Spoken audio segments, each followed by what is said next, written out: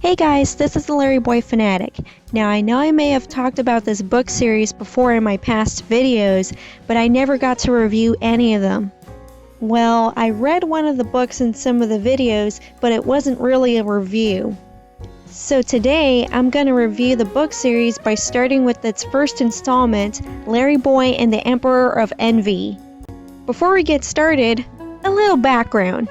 When Big Idea was producing the Cartoon Adventure series videos, there was also the idea to extend the franchise with a book series, with two of the books being directly connected to the video series.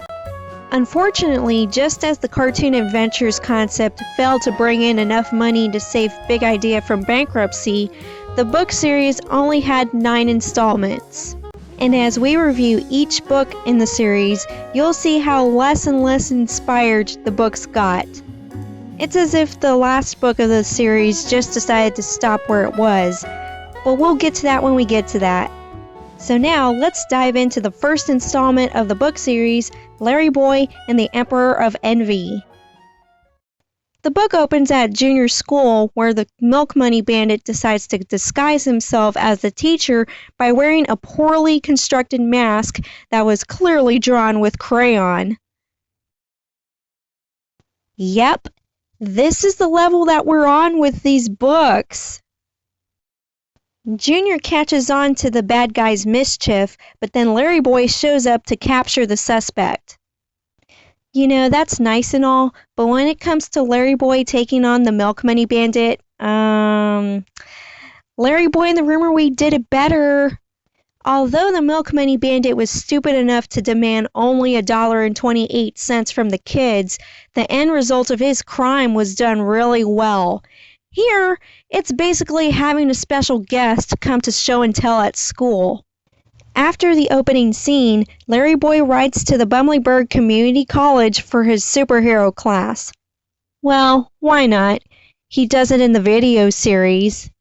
So just like always, if you watched any of the videos, LarryBoy doesn't pay attention in class, missing out on the teacher's lesson. He talks to a Captain America knockoff and then throws a frisbee in the room, causing chaos. So when are we going to see our villain of the story? Oh, right on cue. In fact, the next chapter is entitled Enter the Emperor. Anyway, this chapter introduces us to the villain simply known as the Emperor of Envy, or the Emperor Napoleon of crime and other bad stuff. Okay, you can't be serious with the villain's name, right? For that matter, everything about this villain doesn't seem finished. The villain's hideaway is said to be on the edge of Bumbleberg, but it doesn't say what it is. Is it a cave, a castle? Who knows? Then again, this hideaway has a throne room, apparently. Also, what you're going to see a lot of in this series is that the villains feel like conveyor belt characters, which means that they either don't have much of a backstory or they're simply one-dimensional. Now, the Emperor has 2 henchmen named Frank and Jesse, and yes, they're just as generic as any other movie or cartoon henchmen. And another thing that you're going to see a lot of is the villain and/or henchman arguing about random stuff, such as the Emperor's size because he's a cherry tomato. I know, it makes no sense. The plot is that the Emperor wants to take over Bumbleberg by tainting their slushy supply with something called the Envy Formula. The formula, apparently, is supposed to poison the drinker with envy, making them want things. Okay, how does that make sense? Being envious is an emotion, not a disease or an infection. I mean, is that supposed to scare me? Anyway, the next day, Larry gets a call from his mop phone. Yep, that's canon. And Archie tells him about the Emperor being spotted in town. But hey, that's not important when there's a slushy slurping contest to go to. Starting to see where this story is going? Later on, the Emperor and co. manage to break into the slushy shop. We learned that the Emperor has the ability to shrink down to size, allowing him to slip under the door of the shop so that he could let his henchmen in through the back door, letting him spike the slushy machine with the envy formula. And the cop is just outside, as well as the crowd of people. What is wrong with them? They can't see the bad guys through the windows? So the Slushy Contest goes on as planned, and then everyone starts to act up because of the envy formula. This makes a great opportunity for the bad guys to show up and cause trouble. With the authorities unable to stop them, it's time for LarryBoy to show up on the scene. To be fair, I always liked this illustration in particular because it's LarryBoy being in a heroic pose. So LarryBoy steps forward to take on the bad guys, only to screw up as well. But why? The Emperor was able to take down LarryBoy by asking what he envies the most, because LarryBoy's secret identity had a few slushies a while ago.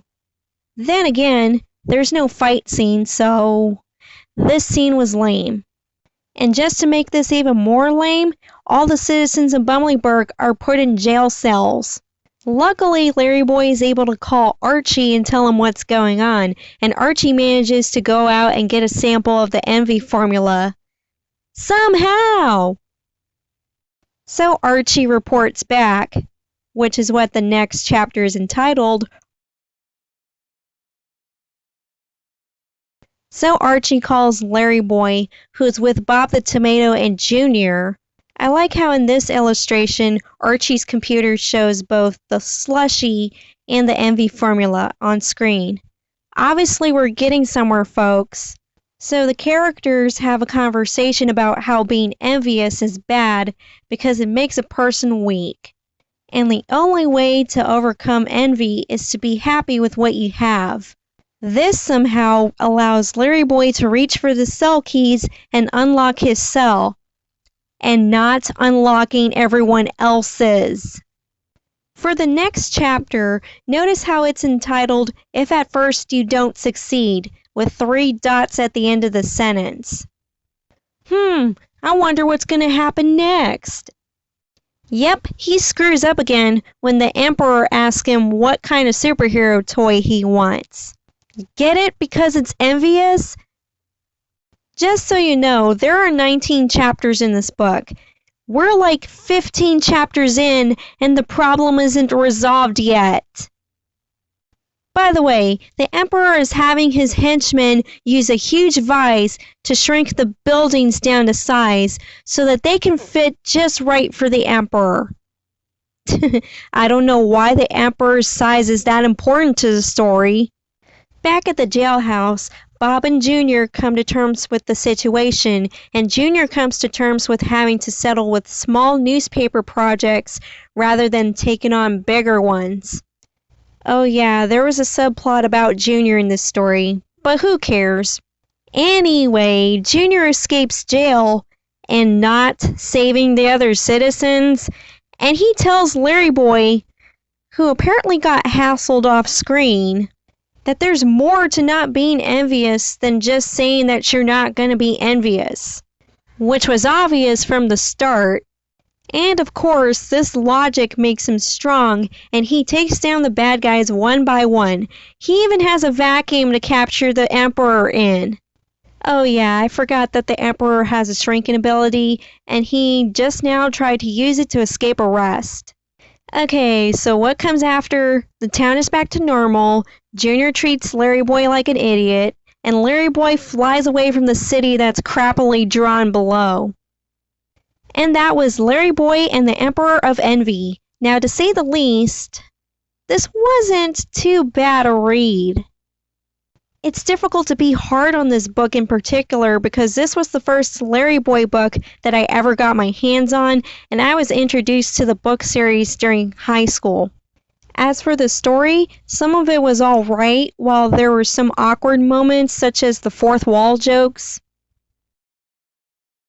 What makes this interesting, though, is the synopsis on the back of the book, which sounds more exciting than the actual story. So what does it say? The city of Bumbleberg's in danger, and LarryBoy's the only one who can save the day. Well, kinda, sort of. Everyone is weak with jealousy after the diabolical Napoleon of crime and other bad stuff, aka the Emperor of Envy. Oh wow, I didn't know that the Emperor's full name was on the back of the cover. I thought that was something that the book came up with during its lunch break. Tainted the slushy supply with the Zenvi formula. Okay, that part the book got right. The Emperor has set the ultimate envy trap, and he and his army... Oh yeah, that wonderful army of 2 henchmen. That's not an army. Are taking over the city of Bumbleberg. Yeah, that or they'll shrink it down to size so that the Emperor can play house or something, while his henchmen just stand around breaking fourth wall throughout the story. The whole town has slurped some of the slushies, including LarryBoy. What will LarryBoy do? Well, spoiler alert, he would fail at apprehending the villains the first couple of times, but then hit them with a billboard and stick the Emperor into a vacuum. So who wrote this book? Somebody named Sean Gaffney, I hope I said that right, who had a hand in writing another book in the series. But according to his bio, he had worked on some of the Cartoon Adventures video episodes. Now, he has a credit for Cartoon Adventures on his IMDb page. This book was the start of a line of superhero tales mixed with awkwardness. But to be fair, I grew up with the book series, so I can't be too hard on it. Until we get to the last book.